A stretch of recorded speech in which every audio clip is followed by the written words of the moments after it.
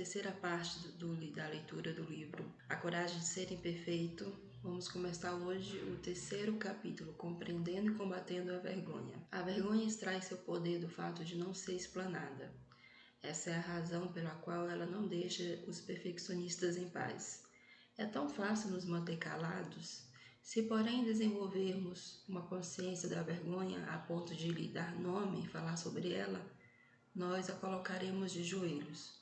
A vergonha detesta ser o centro das atenções. Se falarmos abertamente sobre o assunto, ela começará a murchar. Assim como a exposição à luz é mortal para os gremlins, a palavra e a conversa lançam luz sobre a vergonha e a destrói. Vulnerabilidade e vergonha. Há pouco tempo, depois que terminei uma palestra sobre famílias plenas, um homem me abordou ainda no palco. Ele me estendeu a mão e disse: "Eu só quero lhe dizer obrigado." Apertei sua mão e sorri com simpatia, enquanto ele olhava para o chão, parecendo lutar contra as lágrimas. Então ele respirou fundo e falou: "Confesso que não queria vir aqui esta noite. Tentei escapar de todo modo, mas a minha mulher não deixou." Isso é comum, comentei dando risada. Ele então prosseguiu: "Eu não entendia por que ela estava tão animada. Eu lhe disse que não imaginava uma maneira pior de passar uma quinta-feira à noite do que ouvindo uma mulher especialista em vergonha. Minha esposa disse que era muito importante para ela e que eu parasse de reclamar ou estragaria tudo." O homem fez uma pausa de alguns segundos e então me surpreendeu com uma pergunta: "A senhora é fã de Harry Potter?" Fiquei parada tentando conectar tudo o que ele estava dizendo. Como eu não consegui, preferi simplesmente responder: "Sim, sou uma grande fã. Li todos os livros várias vezes e vi e revi os filmes. Na verdade, sou fanática pelo bruxinho, mas por quê?"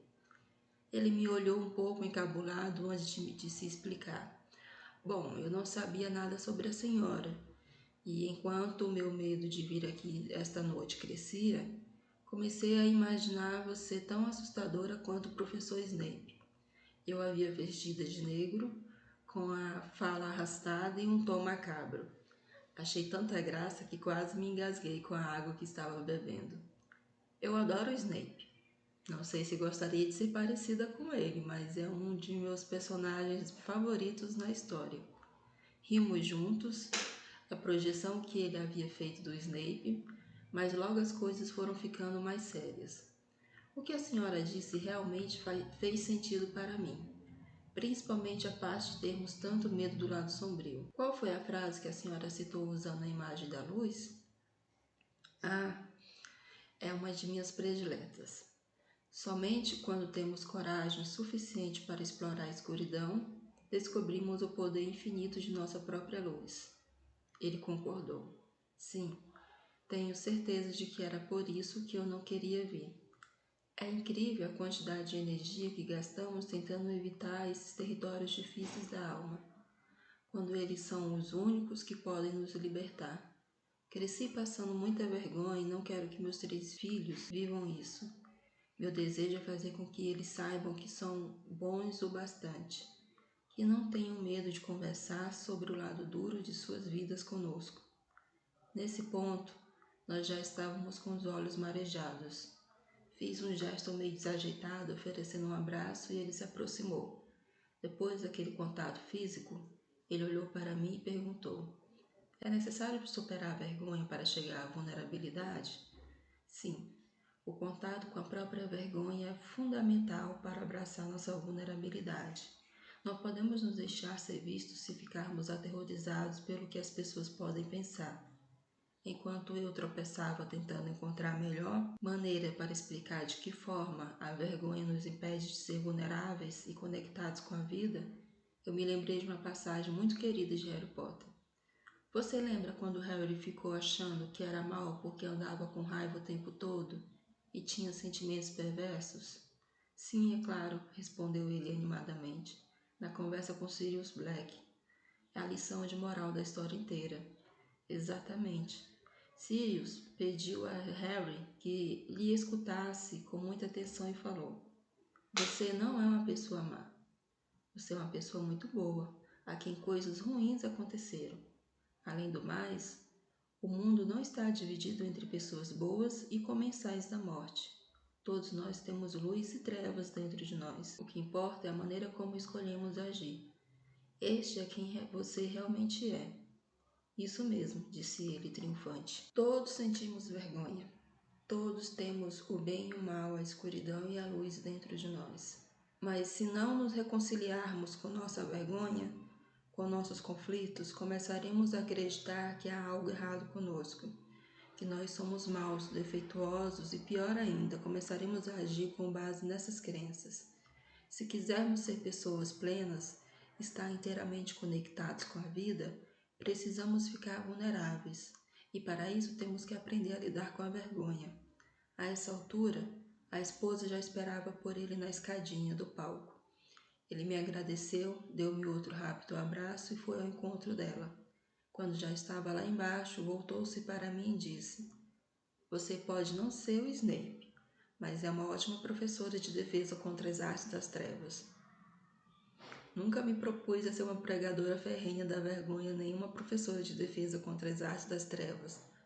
Mas depois de passar uma década inteira estudando o efeito devastador que a vergonha tem sobre a forma como vivemos, amamos, educamos os filhos e lideramos pessoas, eu me vi praticamente gritando a plenos pulmões.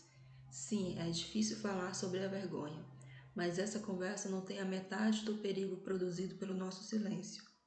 Todos nós sentimos vergonha e todos temos medo de falar sobre ela.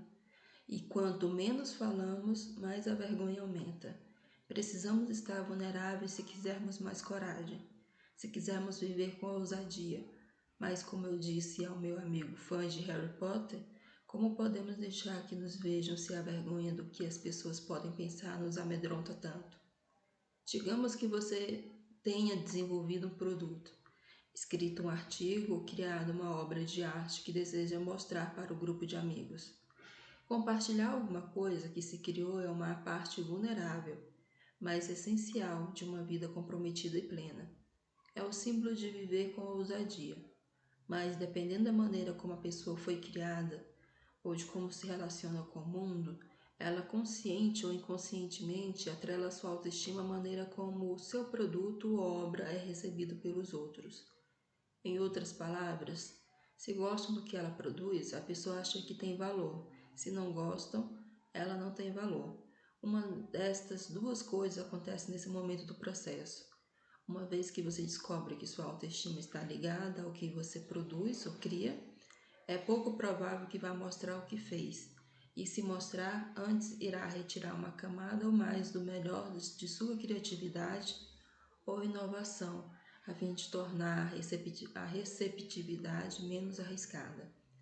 Há muita coisa em jogo para que você exponha o lado mais ousado de sua criação. 2. Se você mostra o seu trabalho sem limitar o seu lado mais criativo e a receptividade não é das melhores, você fica arrasado. Se o que tem a oferecer não é bom, então você não é bom. As chances de querer um feedback, de insistir, de voltar para a mesa de criação são pequenas. Você se fecha. A vergonha lhe diz que você não é talentoso o bastante e que já deveria saber disso. Se estiver imaginando o que acontece quando você atrela sua autoestima à sua arte ou ao seu produto e as pessoas gostam muito do que você faz, deixe-me responder a partir da minha experiência pessoal e profissional. Você está numa enrascada ainda maior. Tudo que a vergonha precisa para sequestrar e controlar sua vida está justamente aí. Você transferiu sua autoestima para o que as pessoas pensam. Teve sucesso algumas vezes, mas agora é totalmente dependente disso. Munido de uma consciência da vergonha e de uma boa capacidade de lidar com ela, este cenário é completamente diferente. Você ainda quer que os outros respeitem e até admirem o que criou, mas a sua autoestima não está em jogo. Você tem consciência de que é muito mais do que uma pintura, uma ideia de vanguarda, uma boa técnica de vendas, um bom discurso ou uma boa colocação na lista dos mais vendidos. Sim, será decepcionante e difícil se os amigos e colegas de trabalho não compartilharem de seu entusiasmo ou se as coisas não caminharem bem. Porém, essa decepção estará ligada ao que você faz e não ao que você é. Independentemente do resultado, você já usou grandemente e isso sim está totalmente alinhado com o seu valor, com a pessoa que quer ser. Quando nossa autoestima não está em jogo, estamos muito mais dispostos a ser corajosos e a correr o risco de mostrar nossos dons e talentos. Minha pesquisa com famílias, escolas e empresas deixou claro que as sociedades que não são prisioneiras da vergonha geram pessoas muito mais abertas a pedir ajuda, a aceitar ajuda e dar retorno. Essas sociedades também desenvolvem indivíduos comprometidos, ousados, que estão dispostos a tentar sempre de novo até verem tudo dar certo, muito mais aptos a se tornarem inovadores e criativos em suas atividades. A autovalorização nos inspira a ser vulneráveis, a compartilhar sem medo e a perseverar. Por outro lado, a vergonha nos mantém atrofiados, tímidos e medrosos. Nas sociedades com tendência à vergonha, em que pais, líderes e administradores, consciente ou inconscientemente, estimulam as pessoas a vincularem a sua autovalorização ao que elas produzem ou à posição que ocupam, observa-se muito mais isolamento, culpa, maledicência, estagnação, favoritismo e uma total escassez de criatividade e renovação. É escritor, conferencista e presidente da Change Labs, uma empresa de consultoria global que cria e executa projetos de mudança de comportamentos de grande alcance para clientes como Apple e IBM. Peter e eu tivemos a chance de trabalhar juntos durante um período e percebi que seu ponto de vista sobre a vergonha é certeiro. Ele diz: o assassino secreto da inovação é a vergonha. Não conseguimos medi-la, mas ela está lá. Sempre que alguém não compartilha uma nova ideia, que deixa de passar para seus gerentes algum feedback muito necessário, ou que tem medo de se expor diante de um cliente, pode ter certeza de que a vergonha está por trás disso. Aquele medo profundo que todos temos de errar, de ser depreciados e de nos sentir menos do que o outro, é o que nos impede de assumir os riscos indispensáveis para fazer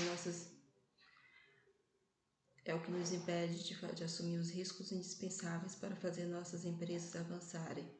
Se você quer implantar uma cultura de criatividade e renovação, comece por desenvolver nos gerentes a capacidade de estimular a vulnerabilidade em suas equipes. Isso exige que eles próprios estejam vulneráveis primeiro. Este conceito de que o líder precisa estar no comando e ter todas as respostas é ultrapassado e paralisante. Ele causa um impacto prejudicial sobre as pessoas ao arraigar a ideia de que elas sabem menos e são inferiores. E a receita para o fracasso é: a vergonha se transforma em medo, o medo conduz à aversão ao risco, a aversão ao risco aniquila a inovação. Em resumo, viver com ousadia exige autovalorização. A vergonha envia os gremlins que enchem nossas cabeças com mensagens limitadoras. O termo gremlin, como nós o conhecemos, vem do filme de comédia de horror de Steven Spielberg, Gremlins, da década de 1980. Os gremlins são pequenas criaturas do mal que causam devastação por onde passam, monstrinhos manipuladores que têm prazer no prejuízo dos outros. Em muitos ambientes culturais, inclusive no meu, o termo gremlin tornou-se sinônimo de mecanismo da vergonha. Por exemplo, recentemente eu estava tendo dificuldade para concluir um artigo. Liguei para uma amiga para falar de meus bloqueios e ela imediatamente me perguntou: o que os gremlins estão dizendo? Essa é uma maneira muito eficaz de perguntar sobre as mensagens secretas de dúvida e autocrítica que alimentamos na mente. Minha resposta para ela foi: um deles anda dizendo que meu texto está chato e que ninguém se interessa por esse assunto. O outro está sussurrando que serei muito criticada e que mereço isso. E o maior de todos não para de me importunar dizendo: escritores de verdades não precisam se esforçar tanto assim. Escritores de verdade não redigem frases sem sentido. Entender nossos mecanismos da vergonha, ou a fala crítica dos gremlins, é fundamental para vencê-la. Isso porque nem sempre podemos culpar outra pessoa. Algumas vezes, a vergonha é resultado de ficarmos repetindo as velhas frases limitadoras que ouvimos quando éramos crianças ou que simplesmente absorvemos da cultura de medo que nos cerca. Meu amigo e colega Robert Heineke costuma dizer: a vergonha sempre começa com uma experiência entre duas pessoas, mas quando fiquei mais velha aprendi a passar vergonha completamente sozinho. Às vezes, quando ousamos caminhar na arena da vida, o maior crítico que enfrentamos somos nós mesmos. A vergonha extrai seu poder do fato de não ser explanada. Essa é a razão pela qual ela não deixa os perfeccionistas em paz. É tão fácil nos manter calados. Se, porém, desenvolvermos uma consciência da vergonha a ponto de lhe dar nome e falar sobre ela, nós a colocaremos de joelhos. A vergonha detesta ser o centro das atenções. Se falarmos abertamente sobre o assunto, ela começará a murchar. Assim como a exposição à luz é mortal para os gremlins, a palavra e a conversa lançam luz sobre a vergonha e a destroem. Assim como Roosevelt disse em seu discurso, quando ousamos grandemente, nós cometemos erros e nos decepcionamos várias vezes. Haverá fracassos, equívocos e reprovações. Se quisermos ser capazes de avançar em meio às duras decepções, aos sentimentos de ingratidão e às tristezas que são inevitáveis em uma vida plena e bem vivida, não poderemos achar que os reveses são provas de que somos indignos de amor, de aceitação e de alegria. Se fizermos isso, nunca nos mostraremos nem tentaremos de novo. A vergonha espreita nos becos escuros da arena, esperando até que saiamos derrotados e determinados em nunca mais correr riscos. Ela dá uma gargalhada e diz: eu avisei que isso era um erro. Eu sabia que você não era bom o bastante. Saber lidar com a vergonha é ser capaz de dizer: isso dói, isso é decepcionante, talvez até devastador. Mas o sucesso, o reconhecimento externo e a aprovação dos outros não são os valores que me controlam. O meu valor é a coragem, e eu fui corajoso, não me envergonho disso. Não podemos abraçar a vulnerabilidade se a vergonha estiver sufocando nossa valorização e nossa conexão com a vida. Sejamos corajosos. Vamos envolver nossos corações e mentes nessa experiência chamada vergonha para que possamos conquistar uma vida plena. O que é a vergonha e por que é tão difícil falar sobre ela? Costumo começar todas as palestras e todos os textos sobre vergonha com as 3 primeiras coisas que as pessoas precisam saber sobre o assunto. Primeiro, todos nós a sentimos. A vergonha é universal e constitui um dos sentimentos humanos mais primitivos. As pessoas que não experimentam esse sentimento são carentes de empatia e não sabem se relacionar. Segundo, todos nós temos medo de falar sobre a vergonha. Terceiro, quando menos nós falarmos sobre a vergonha, mais controle ela terá sobre nossas vidas. Há algumas maneiras bastante eficazes de refletir sobre a vergonha. Em primeiro lugar, pode-se dizer que se trata do medo da falta de conexão, de perder um vínculo com alguém. Somos psicológica, emocional, cognitiva e espiritualmente criados para o amor, para os relacionamentos e para a aceitação. A conexão, o vínculo, é a razão de estarmos aqui e é o que dá significado e sentido à nossa vida.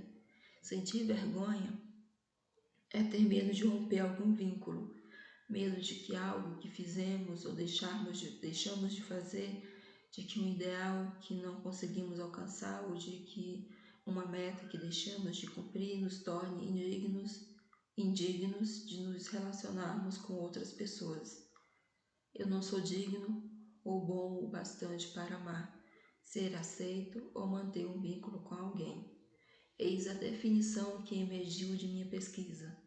Vergonha é o sentimento intensamente doloroso ou a experiência de acreditar que somos defeituosos e, portanto, indignos de amor e aceitação. Muitas vezes as pessoas querem acreditar que a vergonha é exclusivamente de quem sobreviveu a um trauma que não foi exposto, mas isso não é verdade. Vergonha é algo que todos nós experimentamos, e ainda que pareça que ela se esconde em nossos recônditos mais obscuros, esse sentimento, pelo contrário, tende a se ocultar em lugares bastante conhecidos. 12 categorias de vergonha apareceram em minhas pesquisas: aparência e imagem corporal, dinheiro e trabalho, maternidade e paternidade, família, criação de filhos, saúde mental e física, vícios, sexo, velhice, religião, traumas e estigmas ou rótulos. Aqui estão algumas respostas que obtivemos quando pedimos aos participantes que nos dessem um exemplo de vergonha. Vergonha é ser demitido e ter que contar para minha esposa grávida. Vergonha é ter alguém me perguntando: para quando é o bebê? Quando eu não estou grávida. Vergonha é me enfurecer com meus filhos. Vergonha é ir à falência. Vergonha é meu patrão me chamar de idiota na frente de um cliente. Vergonha é não ser convidado para uma sociedade. Vergonha é meu marido me trocar pela vizinha. Vergonha é minha mulher pedir o divórcio dizendo que quer ter filhos, mas não comigo. Vergonha é ser pego dirigindo alcoolizado. Vergonha é não poder ter filhos. Vergonha é dizer para meu noivo que meu pai mora na França, quando na verdade ele está preso. Vergonha é ver pornografia na internet. Vergonha é ser reprovado no colégio 2 vezes. Vergonha é ouvir meus pais brigando no outro cômodo e imaginar se sou a única que sente tanto medo. Vergonha é uma dor real. A importância da aceitação social e do vínculo com as pessoas é reforçada por nossa química cerebral, e o sofrimento que resulta dessa rejeição social e dessa falta de conexão é genuíno. Em um estudo de 2011, patrocinado pelo Instituto Nacional de Saúde Mental e pelo Instituto Nacional de Abuso de Drogas dos Estados Unidos, os pesquisadores descobriram que, em termos de envolvimento cerebral, o sofrimento físico e as experiências intensas de rejeição social doem do mesmo modo. Logo, quando defino a vergonha como uma experiência intensamente dolorosa, não estou exagerando. Avanços no campo da neurociência confirmam o que nós já sabemos há algum tempo. As emoções podem causar sofrimento e dor, e assim como temos dificuldade para definir a dor física, descrever a dor emocional também é muito difícil. Descomplicando a vergonha, a culpa, a humilhação e o constrangimento. Quando trabalhamos para entender a vergonha, descobrimos que uma das razões pelas quais é tão difícil falar sobre ela é o vocabulário. Com frequência usamos termos como constrangimento, culpa, humilhação e vergonha indistintamente. Pode parecer meticuloso demais dar tanta importância ao uso do termo apropriado para descrever uma experiência ou uma emoção. No entanto, isso é mais do que uma simples questão de semântica. A maneira como vivenciamos esses sentimentos diferentes tem a ver com a nossa conversa interna. Como conversamos com nós mesmos sobre o que está acontecendo? Devemos começar a examinar a conversa interna e distinguir entre 4 sentimentos, analisando o peso da vergonha e da culpa. A maior parte dos pesquisadores e terapeutas que lidam com esse tema concorda que a diferença entre vergonha e culpa é a diferença entre dizer eu sou má e eu fiz uma coisa má. Culpa, eu fiz uma coisa má. Vergonha, eu sou má. Por exemplo, vamos supor que você tenha esquecido o compromisso de almoçar com um amigo ao meio-dia. Às 12h20, ele liga do restaurante para saber se está tudo bem com você. Se a sua conversa interna é Que idiota que eu sou um péssimo amigo. Isso é vergonha. Se ao contrário sua conversa interna sobre o atraso for: não acredito que fiz isso, que coisa horrível de se fazer. Isso é culpa. Quando sentimos vergonha, estamos mais inclinados a nos proteger, culpando algo ou alguém, justificando nosso erro, oferecendo uma desculpa esfarrapada ou nos escondendo. Em vez de pedir perdão, culpamos nosso amigo e justificamos o esquecimento. Eu lhe disse que estava muito ocupado. Hoje não é um dia bom para mim. Ou pedimos apenas desculpas formais e pensamos: e se dane? Se ele soubesse como ando ocupado, ele que me pediria perdão. Ou então vemos quem está telefonando e não atendemos. E quando voltamos a encontrar a pessoa, mentimos. Você abriu seus e-mails? Cancelei o almoço pela manhã. Veja se foi parar na sua pasta de spam. Quando nos desculpamos por alguma coisa que fizemos, reparamos um erro ou mudamos um comportamento que não condiz com nossos valores. A culpa, e não a vergonha, é geralmente a força propulsora. Nós nos sentimos culpados quando comparamos algo que fazemos ou deixamos de fazer com nossos padrões de excelência e vimos que não combinam. É uma sensação desconfortável, mas pode ser benéfica. O desconforto psicológico, que é similar à dissonância cognitiva, é o que motiva uma mudança significativa. A culpa é tão poderosa quanto a vergonha, mas a influência da primeira é positiva, ao passo que a influência da segunda é negativa. Na verdade, em minha pesquisa, descobri que a vergonha corrói a parte de nós que acredita que podemos mudar e fazer melhor. Vivemos em um mundo onde a maioria das pessoas ainda é adepta da crença de que a vergonha é um bom instrumento para manter as pessoas na linha. Isso não só é errado, como é perigoso. Esse sentimento está altamente relacionado com o vício, a violência, a agressão, a depressão, os distúrbios alimentares e o bullying. Os pesquisadores não o associam a nada positivo. Não há registros de que a vergonha seja um recurso útil para qualquer comportamento saudável. Na verdade, ela está mais para a causa de comportamentos destrutivos e lesivos do que para a sua solução. Mais uma vez, é da natureza humana querer se sentir digno de amor e aceitação. Quando passamos vergonha, nos sentimos desconectados dos outros e ávidos por valorização.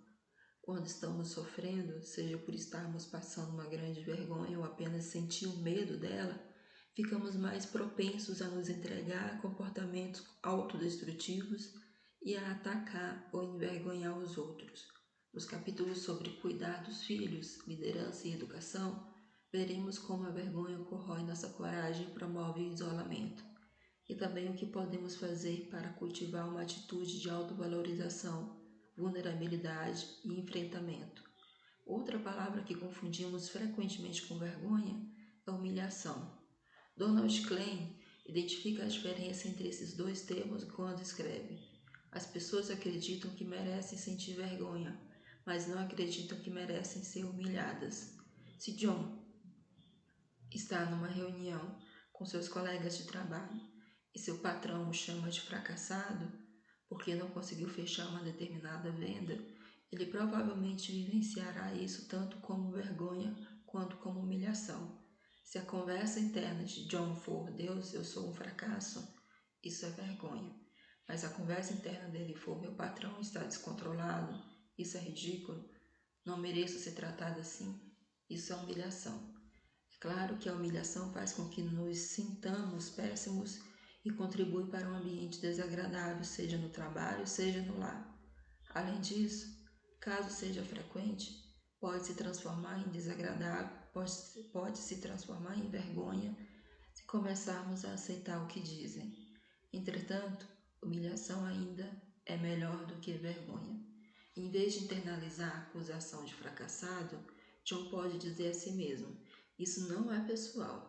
Dessa forma, é menos provável que ele se feche, atue impulsivamente ou parta para o contra-ataque. Ele permanece fiel a seus valores enquanto tenta resolver o problema. O constrangimento é o menos preocupante dos 4 sentimentos. Ele é geralmente passageiro e pode ser, no final, até engraçado. Sua marca registrada é que quando fazemos algo constrangedor, não nos sentimos sozinhos. Sabemos que outras pessoas fizeram a mesma coisa. Como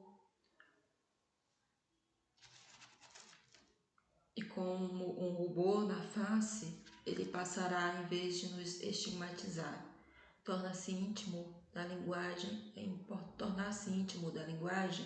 é um importante começo para entender a vergonha. Depois de compreender o que é a vergonha, o que se deve fazer?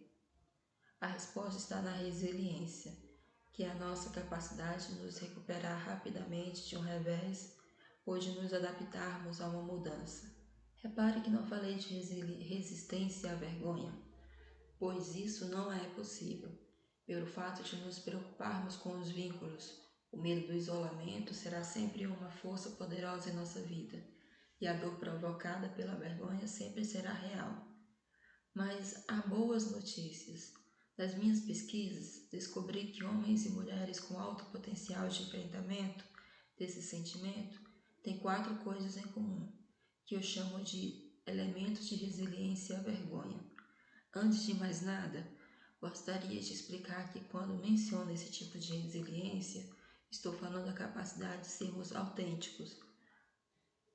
Quando vivenciamos a vergonha, de encará-la sem sacrificar nossos valores e de passarmos pela experiência embaraçosa com mais coragem, compaixão e conexão do que tínhamos antes. A resiliência tem a ver com sair do sentimento de vergonha para esse afeto que chamamos de empatia, o verdadeiro antídoto da vergonha. Se conseguirmos compartilhar nossa história sofrida com alguém que responda com solidariedade e compreensão, a vergonha perderá a força. A autoaceitação também é muito importante, mas como a vergonha procede de um conceito social, acontece entre pessoas. Ela também é curada entre pessoas. Uma ferida social necessita de um bálsamo social, e a empatia entre 2 pessoas é este bálsamo. A autoaceitação é fundamental, porque quando conseguimos ser compreensivos com nós mesmos durante um episódio de vergonha, ficamos mais propensos a nos expressar, nos abrir com alguém e experimentar afeto e empatia. Para chegar a essa empatia, temos que saber, em primeiro lugar, com o que estamos lidando. Aqui vão os 4 elementos da resiliência. Aqui vão os 4 elementos da resiliência à vergonha. Os passos nem sempre acontecem nesta ordem, mas no final sempre nos levam à empatia e à cura. Primeiro, reconhecer a vergonha e compreender seus mecanismos. Vergonha é biologia e biografia. Você é capaz de reconhecer fisicamente quando está passando vergonha e descobrir que mensagens e expectativas a desencadearam? 2. Praticar consciência crítica. Segundo, praticar a consciência crítica. As mensagens e expectativas que estão governando a sua vergonha passam por um teste de realidade? Elas têm a ver com o que você deseja ser ou correspondem a uma suposição do que os outros precisam ou querem de você? Terceiro, ser acessível. Você reconhece a sua história e a compartilha com alguém?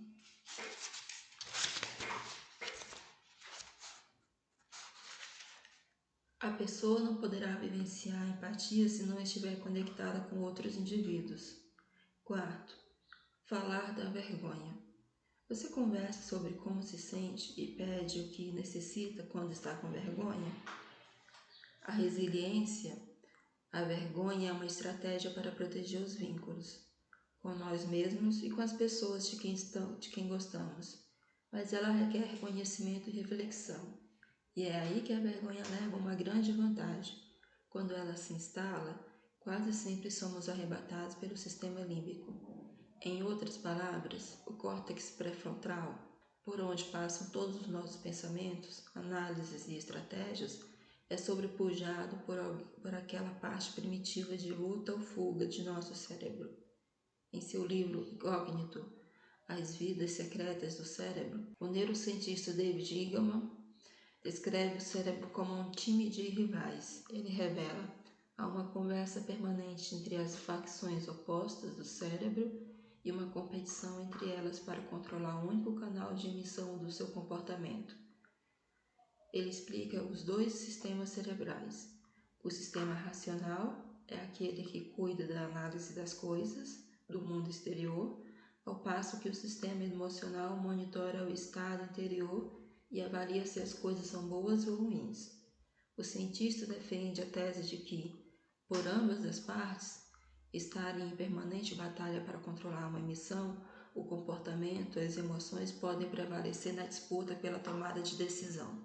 Eu diria que isso é particularmente verdadeiro quando a emoção em jogo é a vergonha. Nossa tática de lutar ou fugir é eficaz para a sobrevivência, mas não para o raciocínio ou a conexão humana. E a dor da vergonha é suficiente para despertar aquela parte do nosso cérebro que corre, se esconde ou se defende bravamente. Quando eu perguntava aos participantes da pesquisa como eles reagiam à vergonha antes de começarem a trabalhar a resiliência, ouvia muitos comentários como estes. Quando sinto vergonha, eu me comporto como um louco. Faço coisas que normalmente nunca faria ou diria. Às vezes eu queria poder fazer as pessoas se sentirem tão mal quanto eu. Sinto vontade de xingar e de gritar com todo mundo. Fico desesperado quando passo vergonha, como se eu não tivesse nenhum lugar para ir e ninguém com quem conversar. Quando me sinto envergonhada, eu me fecho mental e emocionalmente, até com a minha família. A vergonha faz com que eu me sinta alienado do mundo. Eu me escondo. Certa vez parei em um posto de gasolina e meu cartão de crédito foi recusado. O frentista me tratou muito mal. Quando consegui sair do posto, meu filhinho de 3 anos começou a chorar no banco de trás. Então fiquei gritando com ele. Calha a boca, calha a boca, calha a boca. Eu estava muito constrangido por causa do cartão. Fiquei maluco. Depois senti vergonha por ter gritado com meu filho. Quando se trata de entender como nos defendemos da vergonha, recorro à pesquisa de Stone Center, da Faculdade Wellesley, no estado de Massachusetts. A doutora Linda Hartley usa o trabalho da psicanalista alemã Kari Horney, que fala das reações aproximar-se, ir contra e se afastar, ao descrever as estratégias de isolamento que usamos para lidar com a vergonha. De acordo com a doutora Lisa, com o objetivo de lidar com a vergonha, algumas pessoas se afastam, batendo em retirada, se escondendo, silenciando e guardando segredos. Outras se aproximam, desejando acalmar e agradar.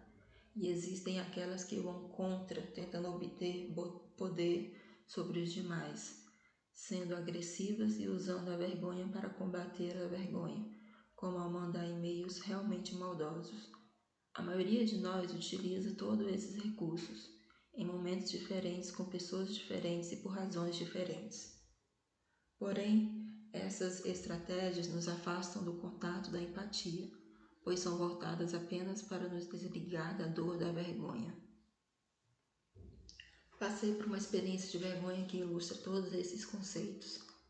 Trata-se de um bom exemplo da razão porque é tão importante enfrentar a vergonha se não quisermos amontoar ainda mais humilhação sobre uma situação já sofrida. Recusar convites para palestras é uma situação difícil para mim. Anos e anos de perfeccionismo e de sempre querer agradar as pessoas me deixaram muito desconfortável com a ideia de decepcionar alguém. A boa menina em mim detesta desapontar as pessoas. Os gremlins sopram no meu ouvido. Eles vão achar que você é ingrata. E não seja egoísta. Também luto contra o medo de que, se eu dizer não, ninguém mais vai me convidar.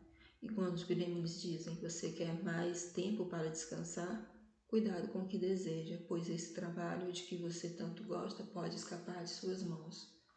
Meu novo compromisso de impor limites surgiu depois do período que passei estudando as pessoas plenas e o que é preciso para completar a jornada, no que começa no o que as pessoas vão pensar e termina em eu sou bom o bastante. As pessoas mais abertas e solidárias que entrevistei nesses anos colocavam e respeitavam limites. Não pretendo pesquisar o tempo todo sobre como ser alguém pleno. Eu quero viver essa plenitude. Por isso, hoje descarto cerca de 80% dos convites para palestras que recebo. Digo sim quando a oportunidade se encaixa com minha agenda familiar, meus compromissos de pesquisa e minha vida. Recentemente recebi um e-mail de um homem que se mostrava muito zangado porque eu me recusava a falar em um evento que ele estava organizando. Declinei o convite porque a data batia com o aniversário de uma pessoa da minha família. A mensagem continha até ofensas pessoais. Em vez de respondê-la, resolvi encaminhá-la ao meu marido, dizendo exatamente o que eu pensava daquele sujeito de sua mensagem eletrônica. Eu precisava descarregar minha vergonha e minha raiva. Só que em vez de clicar em encaminhar para meu marido, eu cliquei em responder. Eu ainda olhava para a tela, totalmente paralisada pela vergonha, quando chegou a resposta do sujeito. Ele dizia: "Aham, eu sabia, você é uma pessoa horrível, não é plena, que fraude." O ataque de vergonha já estava em potência máxima. Minha boca estava seca. O tempo havia desacelerado e minha vista ia ficando turva. Já era difícil absorver aquele turbilhão de emoções. Quando os gremlins começaram a sussurrar: "Você é mesmo uma fraude. Como pôde ser tão boa?" Eles sempre sabem exatamente o que dizer. Assim que consegui recuperar o fôlego, comecei a murmurar: dor. Essa tática é uma invenção de Caroline, uma mulher que entrevistei na primeira fase de minha pesquisa, e 2 anos depois, quando ela já praticava a resiliência à vergonha, ela me contou que sempre que se sentia envergonhada, começava a repetir a palavra dor em voz alta. Caroline me disse: "Sei que parece maluquice, mas por alguma razão funciona." É claro que funciona. É uma maneira brilhante de sair do modo de sobrevivência do cérebro primitivo e puxar o córtex pré-frontal de volta para o comando. Depois de 1 ou 2 minutos do mantra dor, eu respirei fundo e tentei me recuperar. Reconheci os sintomas físicos que me permitiam retomar o pensamento racional. Me lembrei dos 3 movimentos contra os gremlins, que são os modos mais eficazes de lidar com a vergonha. E felizmente, eu já vinha praticando esse método há um bom tempo para saber que ele vai totalmente contra a minha intuição e que eu só tenho que confiar no processo. Primeiro, praticar a coragem e ficar acessível. É natural querermos nos esconder, mas a maneira de combater a vergonha e de honrar com quem somos é compartilhar nossas experiências com alguém que tenha conquistado o direito de ouvi-las. Alguém que goste de nós, não apesar das vulnerabilidades, mas por causa delas. Segundo, conversar consigo mesmo da maneira que faria com alguém que você amasse e estivesse tentando encorajar no meio de um desastre. Está tudo bem, você é humano. Todos nós cometemos erros. Eu o apoio. Geralmente, durante uma crise de vergonha, falamos conosco de uma maneira que nunca falaríamos com as pessoas que amamos e respeitamos. Terceiro, assumir o que aconteceu. Não enterre o episódio, nem deixe que ele o defina. Costumo dizer isso em voz alta. Se você assumir a sua história, conseguirá escrever o final dela. Quando enterramos a história, nos tornamos para sempre uma vítima dela. Se a assumirmos, conseguiremos narrar o seu final. Como diz Carl Gustav Jung, eu não sou o que me acontece, eu sou o que escolho me tornar. Embora eu soubesse que a coisa mais perigosa a fazer depois de uma experiência de vergonha é se esconder ou enterrar a história, tive medo de comunicar o que acabara de me acontecer, mas consegui. Telefonei para o meu marido, Steve, e para minha amiga Karen. Ambos me ofereceram o que eu mais precisava naquele momento: empatia.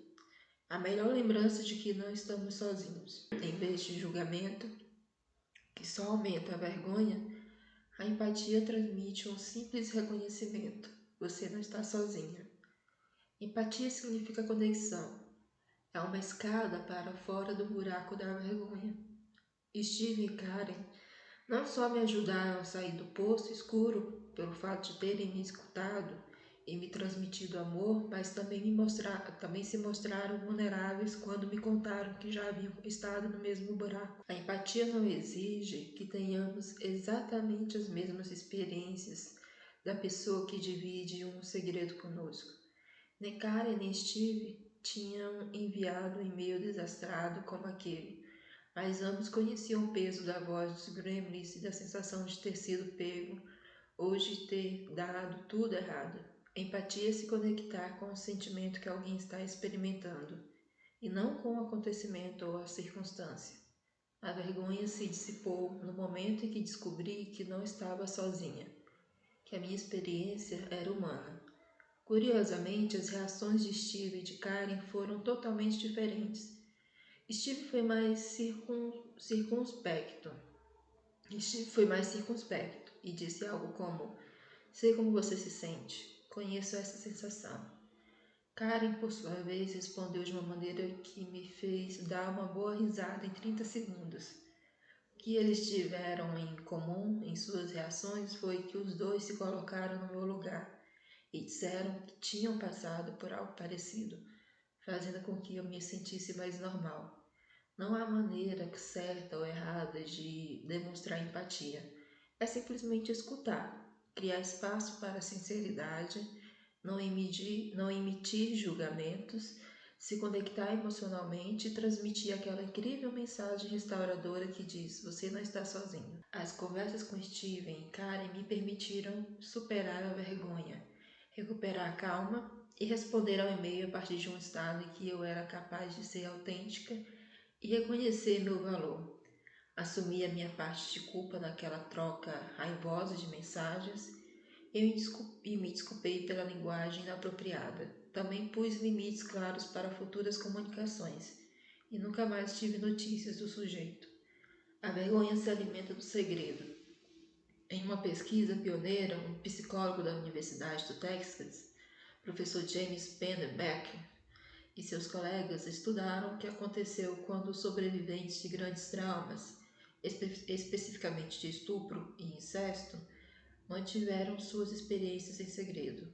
A equipe de pesquisadores descobriu que o ato de não revelar um acontecimento traumático ou de não confidenciar para alguém próximo poderia ser mais prejudicial do que o próprio acontecimento.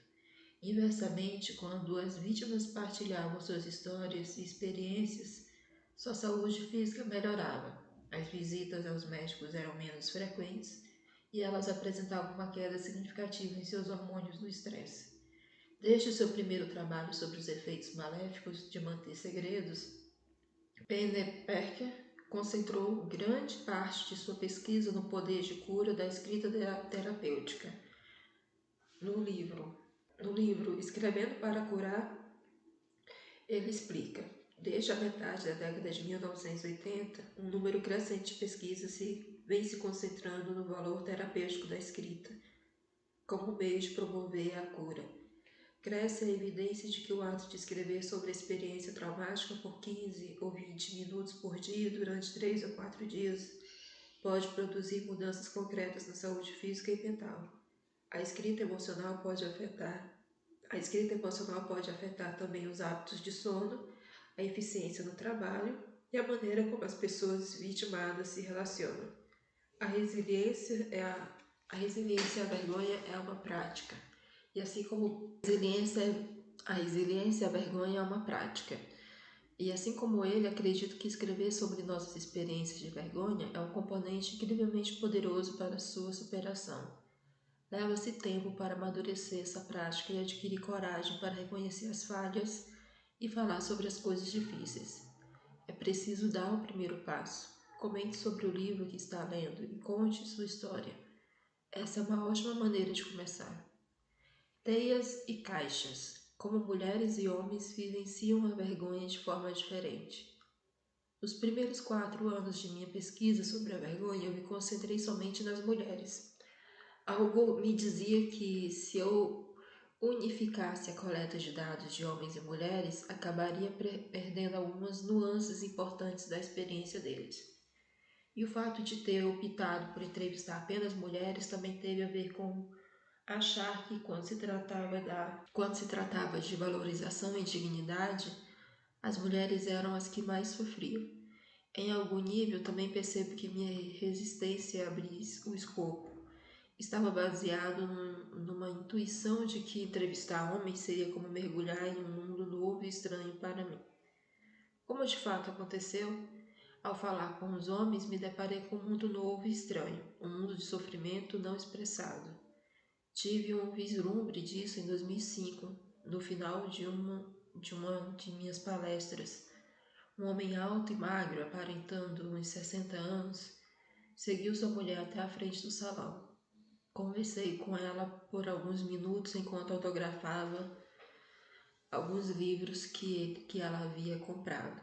Quando começou a se afastar, seu marido lhe disse: "Me espere lá fora que eu já vou." Ela deixou bem claro que não queria que ele ficasse para conversar comigo, mas o homem não cedeu. Então a mulher se retirou para o fundo do salão e ele se dirigiu a mim na mesa de autógrafos. Ele começou inocentemente dizendo: Gostei do que você disse sobre a vergonha. É muito interessante. Eu lhe agradeci e esperei. Sabia que viria mais por aí." O homem se inclinou e continuou: "Estou curioso. E quanto aos homens e à vergonha, o que você aprendeu sobre nós?" Fiquei aliviada. A conversa não iria durar muito porque eu entendia pouco do assunto. "Não fiz muitas entrevistas com homens", expliquei. "Estudo apenas mulheres." Ele fez que sim com a cabeça e disse: "Entendo. É conveniente." No mesmo instante senti os cabelos da minha nuca se arrepiarem em atitude defensiva. Forcei um sorriso e perguntei, na voz alterada que costumo usar quando me sinto desconfortável: "Por que conveniente? Quer mesmo saber?" "Claro", respondi, preparando-me para a guerra. Os olhos do homem se encheram de lágrimas e ele disse: "Nós temos vergonha, uma vergonha profunda. Mas quando a reconhecemos e contamos nossa história, não encontramos apoio." Eu me esforcei para manter contato visual com ele. Sua dor nua e crua me emocionou, mas eu ainda tentava me proteger. Quando eu estava prestes a fazer um comentário sobre como os homens são duros uns com os outros, ele se antecipou e disse: "Antes que você mencione professores, chefes, irmãos e pais como os únicos vilões da história." Ele apontou para o fundo do salão onde estava a esposa e continuou: "Minha mulher e minhas filhas, aquelas para quem você autografou os livros, preferem me ver morto a me verem fraquejar. Você diz que as mulheres querem nos ver vulneráveis e verdadeiros, mas convenhamos, vocês não aguentam nos ver assim." Tomei cuidado para não demonstrar, mas eu estava reagindo da mesma forma ao que ele me contava. Suas palavras me atingiram de uma maneira que só a verdade é capaz de fazer. Ele soltou um longo suspiro e, tão rápido quanto havia começado, se despediu. "É tudo que eu queria dizer. Obrigado por me ouvir." E foi embora. Passei anos pesquisando mulheres e ouvindo suas histórias e conflitos. Naquele momento entendi que os homens têm as próprias histórias e que, se tivermos que achar nosso caminho para lidar melhor com a vergonha, faremos isso juntos. Portanto, esta sessão é sobre o que aprendi sobre as mulheres e os homens, sobre como nos magoamos reciprocamente e como precisamos uns dos outros para a cura. Agora que estudei a ambos, passei a acreditar que homens e mulheres são igualmente afetados pela vergonha. As mensagens e expectativas que abastecem esses sentimentos são claramente organizadas de acordo com o gênero, mas a experiência da vergonha é universal e profundamente humana. As mulheres e a teia da vergonha. Quando pedi às mulheres que compartilhassem suas definições ou experiências de vergonha, eis o que eu vi. Parecer perfeita, fazer tudo com perfeição, qualquer coisa menos que isso é vergonhoso. Ser julgada por outras mães, ficar exposta quando as partes deficientes que quero esconder de todos são mostradas. Por mais coisas que eu conquiste ou por mais progresso que alcance, o lugar de onde vim e o que passei na vida sempre me impedirão de sentir que sou boa o bastante. Embora todo mundo saiba que não há como dar conta de tudo, todos ainda esperam que seja feito. Vergonha quando você não vai conseguir e tenta fazer parecer que está tudo sob controle. Nunca ser o bastante em casa, nunca ser o bastante no trabalho, nunca ser o bastante na cama, nunca ser o bastante com meus pais. Vergonha nunca ser o bastante. Relembrando as 12 áreas da vergonha.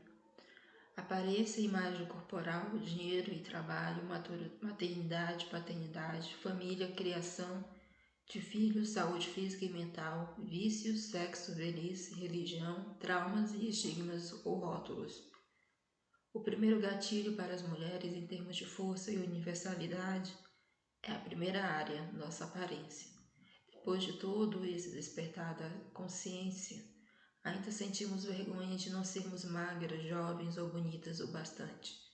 Curiosamente, em termos de gatilhos da vergonha para as mulheres, a maternidade está em segundo lugar. E ninguém precisa ser mãe para experimentar a vergonha da maternidade. A sociedade enxerga a feminilidade e a maternidade como laços insolúveis. Dessa forma, o valor de uma mulher está quase sempre determinado pelo lugar que ela ocupa em relação ao seu papel como mãe ou mãe em potencial. As mulheres são constantemente questionadas sobre por que não se casaram e, caso sejam casadas, por que não tiveram filhos. Até mesmo mulheres que são casadas e têm apenas um filho são sempre questionadas sobre por que não tiveram um segundo filho. Se a mulher trabalha fora, a primeira pergunta é: e como ficam os filhos?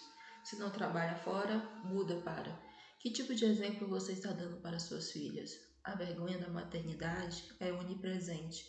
É como um direito de nascença para as mulheres. Mas a maior dificuldade para as mulheres, que amplifica a vergonha independentemente da área de atuação, é que todos esperam que nós sejamos perfeitas, e não nos é permitido nem sequer parecer que estamos trabalhando para isso. A perfeição simplesmente tem que se materializar, e tudo deve parecer fácil e sem esforço. Espera-se que sejamos beldades naturais, mães natas, líderes natas, e ainda precisamos pertencer a famílias naturalmente encantadoras. Quando vasculho as páginas de minha pesquisa em busca de definições e exemplos proporcionados por mulheres, sempre visualizo uma teia. É como se houvesse uma arraigada e complexa teia de aranha de expectativas superpostas, conflitantes e concorrentes que ditam exatamente quem devemos ser, o que devemos ser, como devemos ser. Quando penso nos meus esforços para ser tudo para todos, algo para o qual nós mulheres fomos educadas, vejo como cada movimento que faço me retém ainda mais. E depois, quando tento me livrar, cada esforço para sair da teia me leva a ficar ainda mais presa.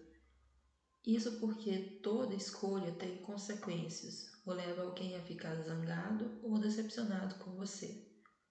A teia é uma metáfora para a clássica situação do dilema insolúvel. A escritora Marilyn Frye descreve um dilema insolúvel como uma situação na qual as opções são muito limitadas e todas elas carregam em si a possibilidade de nos expor a um castigo, uma censura ou uma privação. Em termos de expectativas conflitantes e concorrentes, as mensagens para as mulheres são estas: seja perfeita, mas não se preocupe muito com isso e não sacrifique o tempo com sua família, seu cônjuge ou seu trabalho para atingir a perfeição. Se você for realmente boa, a perfeição virá naturalmente. Não incomode ninguém nem fira os sentimentos alheios, mas diga o que pensa. Liberte sua sexualidade, depois de botar as crianças para dormir, passear com o cachorro e arrumar a casa. Mas faça isso com discrição, dentro dos padrões aceitáveis. Seja você mesma, mas sem que isso signifique ser tímida ou insegura. Não há nada mais atraente do que a autoconfiança, especialmente se você for jovem e linda. Não deixe ninguém desconfortável, mas seja sincera. Não se entregue demais às emoções, mas também não seja muito desinteressada. Se for muito emocional, será vista como histérica. Se for muito ausente, será vista como uma megera insensível. Em um estudo recente nos Estados Unidos sobre conformidade às normas de gênero, os pesquisadores classificaram os atributos mais importantes associados a ser feminina, ser simpática, Perseguir um ideal de magreza, mostrar modéstia e, ao não chamar atenção para os próprios talentos e habilidades, ser caseira, cuidar bem dos filhos, investir em um relacionamento romântico, manter intimidade sexual dentro de uma relação de compromisso e usar os recursos financeiros para investir na aparência. Basicamente, temos que desejar ser modestas, doces e submissas e usar nosso tempo e nossos talentos para ficarmos bonitas. Nossos sonhos, desejos e dons não têm importância. Todas as mulheres bem-sucedidas que entrevistei me falaram de seus esforços diários para se livrar das regras do passado, a fim de que pudessem se afirmar, defender suas ideias e se sentirem bem com seu poder e suas conquistas. A exigência de ser modesta, doce e submissa pode parecer ultrapassada, mas a verdade é que as mulheres ainda se rendem a isso onde quer que encontrem ou usem a própria voz. A exigência de ser modesta, doce ou submissa pode parecer ultrapassada, mas a verdade é que as mulheres ainda se rendem a isso onde quer que encontrem ou usem a própria voz. Quando o vídeo da conferência TED foi para a internet, eu quis me esconder. Implorei que meu marido virasse um hacker e entrasse no site para tirar aquela porcaria do ar. Criei fantasias de invadir servidores e deletá-lo. Fiquei desesperada. Foi quando percebi que havia inconscientemente trabalhado durante toda a minha carreira para manter meu trabalho pequeno. Eu gostava de escrever para minha comunidade, restrita de leitores, pois pregar só para o coro da igreja é bem mais fácil e seguro. A rápida expansão do meu trabalho era exatamente o que eu passara a vida inteira tentando evitar. Eu não queria exposição e estava aterrorizada com a crítica perversa que é tão presente na cultura da internet.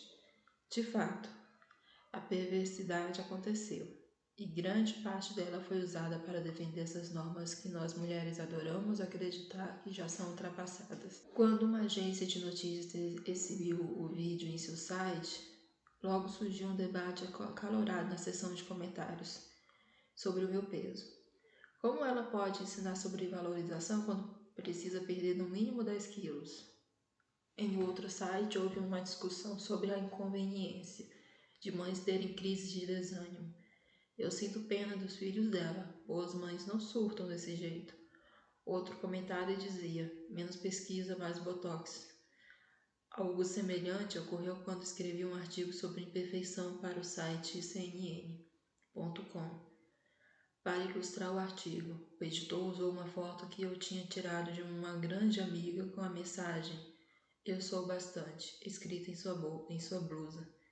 É uma imagem bonita que eu mantenho em meu escritório como lembrança. Isso gerou comentários do tipo, ela até pode acreditar que é o bastante, mas pelo tamanho dos peitinhos dela, dá pra ver que não é bem assim. E também, se eu fosse parecida com a Brené Brown, também abraçaria a causa da imperfeição. Sei que esses exemplos são sintomáticos da cultura cruel que suportamos hoje, da qual todo e qualquer indivíduo representa um alvo. Mas reparem como e em que ponto escolheram atacar. Essas pessoas miraram na minha aparência e na minha maternidade, 2 tiros mortíferos inspirados na lista oficial das normas femininas. Passaram longe da minha inteligência e das minhas teorias. Isso não me machucaria o suficiente. Portanto, de forma alguma essas normas sociais foram descartadas, mesmo que sejam reducionistas e suguem a nossa vitalidade e a vergonha o caminho para fortalecê-las. Trata-se de outra razão porque a resiliência e a vergonha é um pré-requisito para a vulnerabilidade. Acredito que eu usei grandemente na minha palestra na TED. Falar sobre minhas dificuldades foi uma atitude muito corajosa, dada a tendência que tenho de me proteger e a usar a pesquisa como uma armadura. E a única razão para eu ainda estar de pé e estar aqui escrevendo este livro é que desenvolvi algumas armas afiadas para lidar com a vergonha e tenho certeza de que a coragem se tornou uma virtude muito importante para mim. Aqueles comentários acionaram a vergonha em mim. Eu me senti ofendida, furiosa, quis chorar e sumir. Mas eu me permiti sentir essas coisas por algumas horas ou alguns dias, então me expus. Falei dos meus sentimentos com as pessoas que eu amo e segui em frente. Saí dessa experiência mais corajosa, mais tolerante, mais conectada com a vida. Também parei de ler comentários anônimos. Se uma pessoa não está na arena da vida como nós, lutando e dando a cara a tapa, não estou interessada no que ela tem a dizer. Como os homens vivenciam a vergonha? Quando pedi aos homens que definissem a vergonha ou me falassem sobre o assunto, eis o que ouvi. Vergonha é o fracasso. No trabalho, no campo de futebol, no casamento, na cama, com as finanças, com os seus filhos, não importa onde. Vergonha é o fracasso.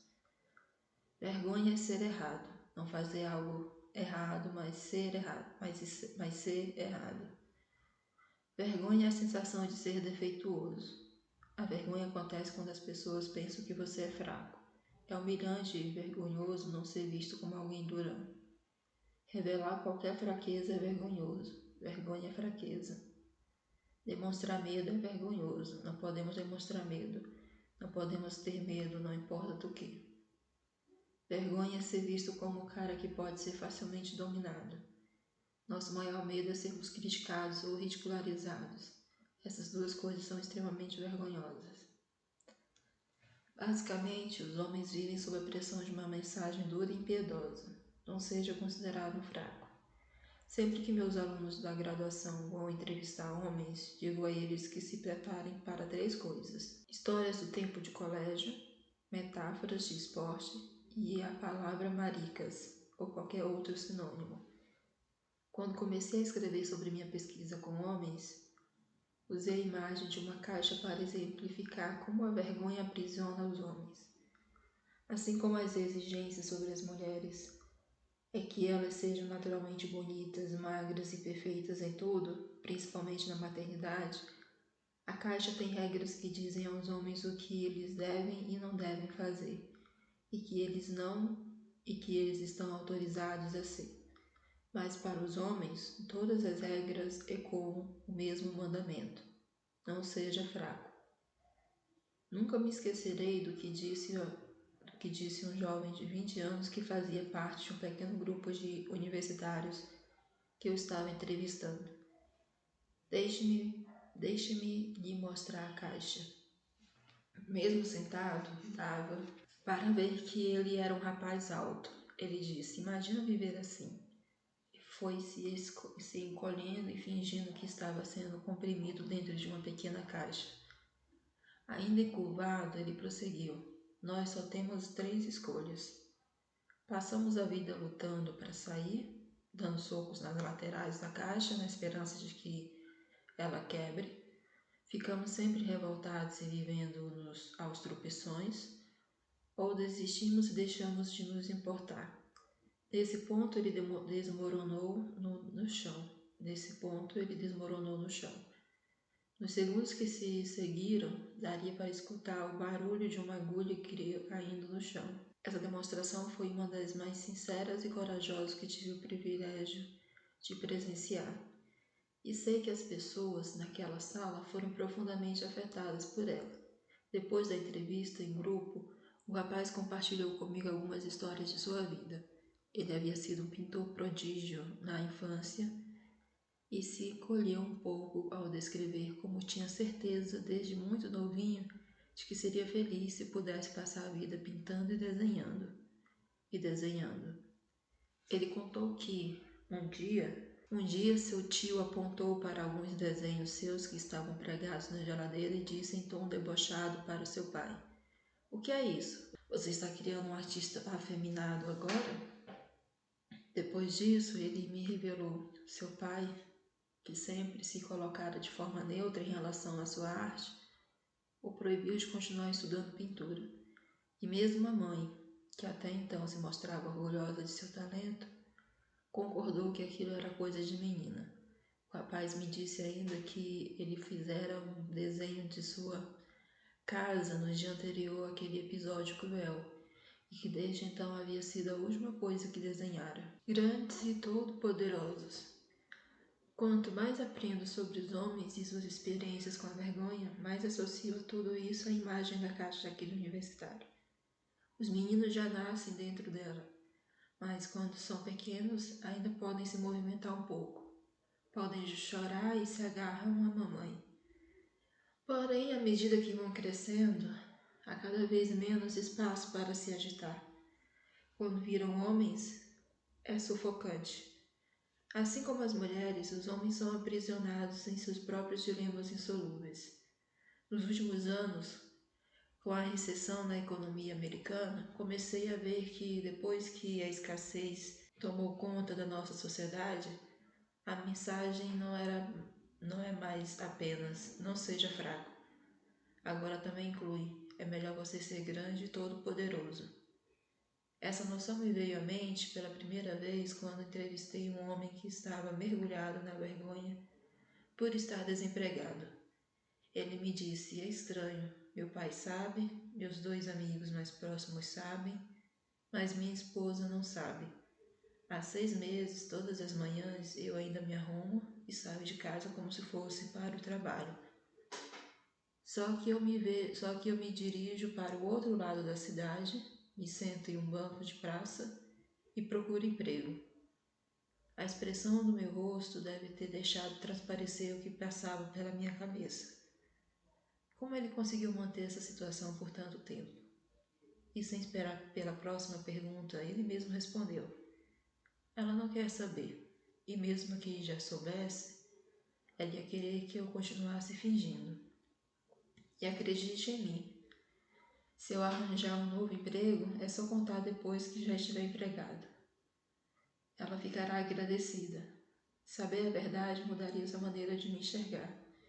E ela não está interessada nisso. Eu não estava preparado para ouvir dos homens sobre como as mulheres de suas vidas, mães, irmãs, namoradas e esposas, os criticam o tempo todo por não serem acessíveis e vulneráveis e por fugirem de intimidade ao mesmo tempo que estão na frente daquela caixa apertada onde seus homens estão agachados se escondendo. Eis o padrão doloroso que emergiu da minha pesquisa com os homens. Nós pedimos a eles que sejam transparentes, suplicamos que nos deixem entrar e imploramos que nos digam quando estão com medo. Mas a verdade é que a maioria das mulheres não segura essa barra. Nos momentos em que os homens se mostram verdadeiramente vulneráveis, a maioria de nós entra em pânico, que se expressa como indignação e desprezo. Mas os homens são muito inteligentes. Eles conhecem os riscos e percebem em nossos olhos quando estamos pensando. Vamos lá, recomponha-se, haja feito homem. Joy Reynolds, um de meus mentores, me disse certa vez, durante uma conversa sobre homens, vergonha e vulnerabilidade.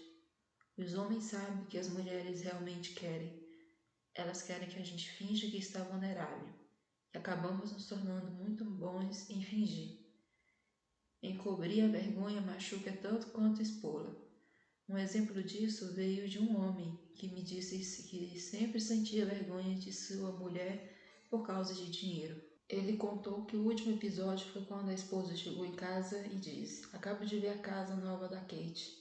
É uma maravilha. Ela está tão feliz de finalmente ter a casa dos seus sonhos. E ainda por cima ela vai parar de trabalhar no ano que vem. Ele me confessou que a sua reação imediata foi de raiva. Então ele iniciou uma discussão com a mulher a respeito de uma visita próxima de sua sogra e logo se isolou em outra parte da casa. Quando nós conversamos sobre esse episódio, ele falou, foi por vergonha, porque ela tinha que dizer aquilo. Eu sei, é porque o marido da Kate ganha muito bem. Ele dá muitas coisas para ela. Eu não tenho como competir. Quando lhe perguntei se ele achava que fora a intenção da esposa atingi-lo e envergonhá-lo, ele respondeu, não tenho certeza. Quem pode saber? Recusei o emprego que me pagaria muito mais, porém exigia que eu ficasse fora, viajando 3 semanas por mês. Ela disse que me apoiava na decisão, pois ela e as crianças sentiriam muita saudade de mim. Mas agora fica fazendo comentários sobre dinheiro aqui e ali. Eu não sei mais o que pensar. Irritados ou retraídos. Não pretendo simplificar algo tão complexo quanto a reação à vergonha, mas devo dizer que, quando se trata de homens, parece haver duas reações básicas: ficarem irritados ou retraídos. É claro que, assim como as mulheres, quando os homens aprendem a lidar com a vergonha, isso muda e eles passam a reagir com consciência, autovalorização e empatia. Mas sem essa tomada de consciência, quando os homens sentem aquele surto de inadequação e insignificância, eles geralmente respondem com raiva ou se retraem completamente. Depois de ter coletado dados suficientes nas entrevistas para começar a identificar temas e padrões marcantes, e agendei reuniões com terapeutas homens especializados em comportamento masculino, eu queria ter certeza de que não estava filtrando o que tinha escutado dos homens com base em minhas próprias experiências. Quando consultei um desses terapeutas sobre o conceito de irritados ou retraídos, ele me contou a seguinte história para ilustrar a questão. Quando estudava no ensino médio, ele aceitou o desafio de entrar para o time de futebol americano do colégio. No primeiro dia de treino, seu técnico dividiu o grupo de garotos em duas equipes e mandou que se posicionassem. Ele tinha crescido praticando o esporte em seu bairro, mas esta era a primeira vez que se perfilava em um campo, com uniforme e proteções, frente a frente com garotos cujo objetivo era derrubá-lo. O terapeuta me disse: de repente fui tomado pelo medo. Comecei a pensar quanto machucaria me colocar com aqueles garotos bem maiores que eu, e acho que o medo transpareceu no meu rosto. Enquanto tentava disfarçar o medo, o treinador gritou para ele: não seja maricas. Fique na posição. Ele disse que a vergonha então tomou conta do seu corpo todo. Naquele momento ficou muito claro para mim como o mundo funciona e o que significa ser um homem. Não ter permissão para sentir medo, não ter permissão para demonstrar medo, não ter permissão para ficar vulnerável. Quando lhe perguntei o que fez em seguida, ele me olhou nos olhos e disse: eu transformei meu medo em raiva e fui com tudo para cima do cara da minha frente. Funcionou tão bem que passei os 20 anos seguidos da minha vida transformando meus medos e vulnerabilidades em raiva e atacando todos que estivessem de por perto. Minha esposa, meus filhos, meus funcionários. Eu não conhecia outra maneira de disfarçar o medo e a vergonha. O medo e a vulnerabilidade são emoções poderosas. Não há como simplesmente ignorá-los. Você tem que fazer algo com eles. O terapeuta então concluiu: comecei a fazer terapia quando a minha raiva saiu do controle e passei a beber demais, prejudicando o meu casamento e o relacionamento com meus filhos. É por isso que trabalho com isso hoje. A resiliência e a vergonha, com os 4 elementos que vimos no capítulo anterior, tem a ver com um meio termo, uma opção que nos permita abraçar o momento e encontrar a coragem emocional de que precisamos para reagir de uma maneira que não contrarie nossos princípios. Sou tão exigente com os outros quanto sou comigo mesmo. Assim como o pai que podou o talento de seu filho, artista, ou o treinador que pegou pesado com seu time de garotos, as mulheres também podem ser muito duras com outras mulheres. Somos exigentes com as outras porque somos muito exigentes com nós mesmas. É exatamente assim que o julgamento funciona. Achar alguém para rebaixar, julgar ou criticar se torna uma maneira de escapar da teia ou de desviar a atenção se você está se saindo pior do que eu em alguma coisa. Imagino que minhas chances de sobrevivência sejam maiores. Meu marido e eu conhecemos alguns salva-vidas e professores de natação. A grande regra do salvamento é utilizar todos os recursos possíveis antes de saltar e tentar tirar alguém da água. Mesmo que seja um exímio nadador, a pessoa que está em dificuldade tenha metade do tamanho dele, alguém desesperado fará tudo para salvar a si mesmo, para conseguir manter o fôlego, inclusive empurrar o salva-vidas para o fundo do seu esforço de sobrevivência.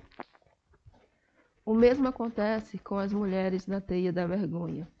Estamos tão desesperadas para nos livrar da vergonha que ficamos constantemente atacando as pessoas à nossa volta quando nos sentimos ameaçadas. A ironia é que a pesquisa revela que julgamos as pessoas nas áreas em que nós mesmas somos vulneráveis à vergonha, atingindo sobretudo quem está fazendo as coisas pior do que nós. Se me sinto bem em relação à educação dos filhos, não tenho interesse em julgar as opções de outras pessoas. Se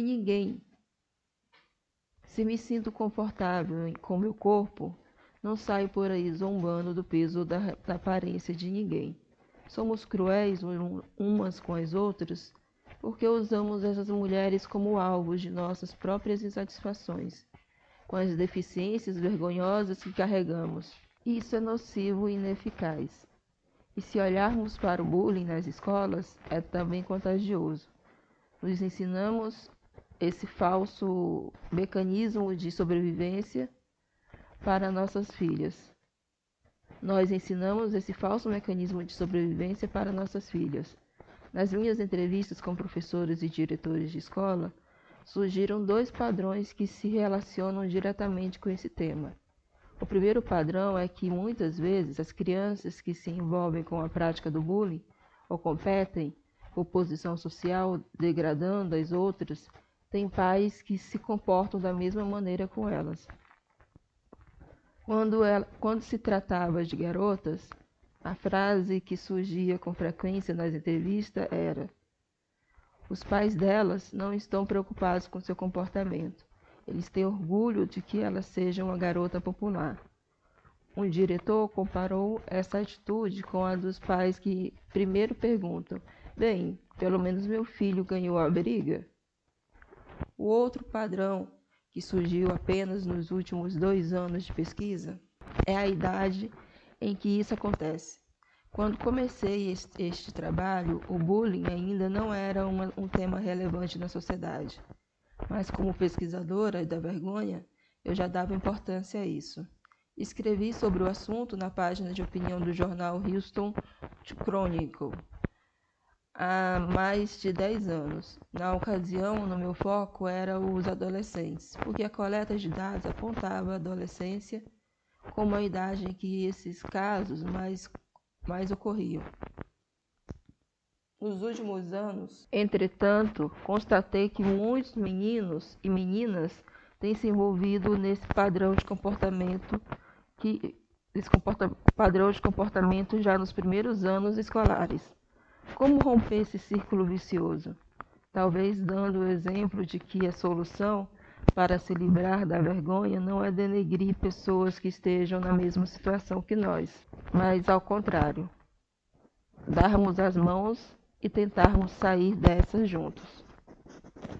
Por exemplo, se estivermos em um cinema e observarmos uma mãe com um filho gritando, fazendo manha e jogando pipoca no chão, nós temos uma escolha. Se escolhermos usar esse momento para confirmar que somos pais ou mães melhores e que ela está presa na teia de uma maneira que não estamos, iremos lançar olhares de desaprovação e seguir nosso caminho. Porém, a outra escolha é olhar nos olhos daquela mãe em dificuldade de maneira compreensiva, tentando transmitir com um sorriso amigável a mensagem: Você não está sozinha. Já passei por isso. E assim fazê-la se sentir mais acolhida e segura. Isso é empatia. E empatia requer vulnerabilidade, pois sempre corremos o risco de levar um fora, mas ainda assim vale a pena. O número crescente de homens e mulheres dispostos a correr o risco da vulnerabilidade e partilhar suas histórias de vergonha me dá muita esperança. Vejo isso em atividades de aconselhamento formais e informais. Os blogueiros que usam a tela para dividir suas experiências com os leitores. Nas escolas, que não só estão se tornando cada vez menos tolerantes com o bullying entre os alunos, mas também estão chamando a responsabilidade os professores, os inspetores e os pais.